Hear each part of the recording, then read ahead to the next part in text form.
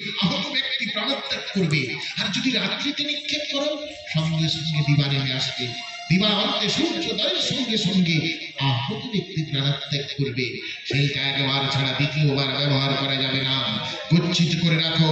কোন বীরের কাছে তোমার জীবন সংশয় মনে হলে তাকে বিনাশ করবার জন্য ওই শেলটা তুমি ব্যবহার করো, তার মৃত্যু অবধারিত। সেই শক্তিশালী আজ রয়েছে রাবণের তুমি। এইবার দেখা গেল রাবণ কুড়িরে চক্ষু করিয়া বলে, দেখি মনুষ্য বেটা তুমি কত ধরব।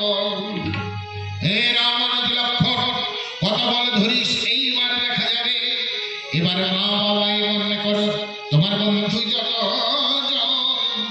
মরিলে তাহার সাথে নাহি হবে দর্শন। বিদায় চেয়ে নাও তোমার দাদা রামচন্দ্রের কাছে, বিদায় চেয়ে নাও তোমাদের সৈন্য সাহায্যকারী সুগ্রীবের কাছে, বিদায় চেয়ে নাও তোমাদের মন্ত্রণা বিভীষণের কাছে। এই আমি নিক্ষেপ করলাম তীব্র শক্তিশীল।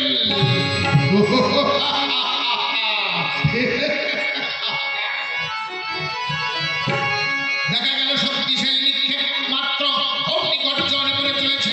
সেই শেল দেখে উভয় পক্ষের সৈন্যগণ ঢাল কুঞ্চিত করে চেয়ে রইলেন, আর শক্তিশালী অগ্নিগর্জন করে চলেছেন। দেখা গেল সামান্য ভগিনী শক্তিশালী চলিল গর্জনে, সামান্য ভগিনী শক্তিশালী,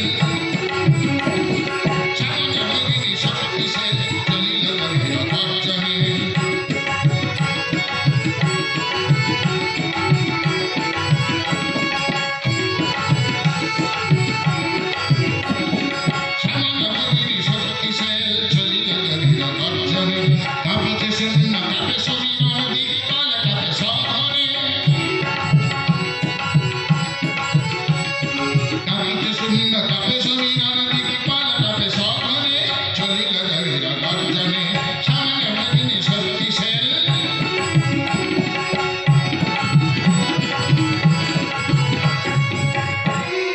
ছেলের গর্জনে সারা